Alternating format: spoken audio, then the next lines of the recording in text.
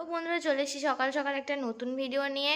আর আজকে কিন্তু অনেক নতুন জিনিস তোমাদেরকে দেখাবো, কারণ একটা নতুন জায়গায় গেছিলাম যেটা আগে কখনো যাইনি। তো সেই সমস্ত কিছুটা আমি ভিডিওতে দেখিয়েছি। আর এখন ঘুম থেকে উঠেছি বলে আমার চোখগুলো এরকম দেখতে লাগছে। তো ভিডিওটা পুরোটা দেখে নাও, অনেক ভালো লাগবে। সেই দিনে তো ভিডিওটা তোমাদেরকে আমি শর্টে শেয়ার করেছিলাম, তাও বড় ভিডিওতে দেখালাম। এটা আমাদের বলে দিয়েছিলাম যে গোষ্ঠীর একটা ভিডিও ছিল, যেখানে গেছিলাম।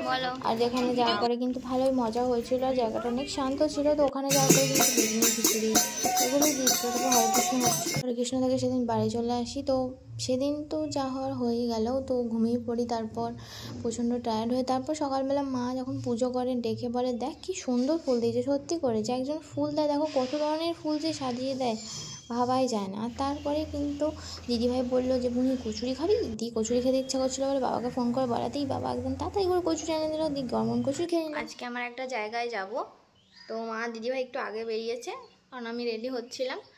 তো সেই জায়গাটা আগে কখনো যাইনি, তো ওটা বাবার চেনা, তো সেই সূত্রেই আজকে যাব। তো জানি না ওখানে কি হয় না হয়। তো ওখানে যাওয়ার পরে আমি তোমাদেরকে শেয়ার করব যে ওখানে গিয়ে কি হলো। তো এটা হচ্ছে আজকে আমার সাবিত্রী লুক।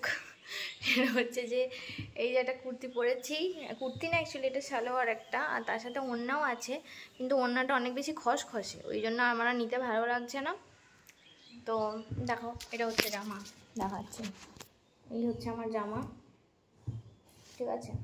তো এইটাকে পরে আজকে যাব। তো ওখানে যাওয়ার পরে আমি বুঝতে পারবো যে কী হচ্ছে না হচ্ছে, সেগুলো আমি তোমাদের সাথে শর্টসও শেয়ার করব, তার সাথে বড় ভিডিওতেও শেয়ার করবো। এখনের জন্য তো আমি যাই। আজকে তো সানডে, তোমরা সবাই জানো। আর আজকে কিন্তু কচুরি টচুরি খেয়ে আমি দিদিভাই আর মা চলে যাচ্ছিলাম হচ্ছে যে একটা জায়গায়। এটা হচ্ছে রসুলপুর থেকে আমরা প্রথমে চলে যাই পালসির। আর পালসিতে কোনোদিনও প্রপারভাবে নেমে ভেতরে ঢোকা কোনো ভালো আছে।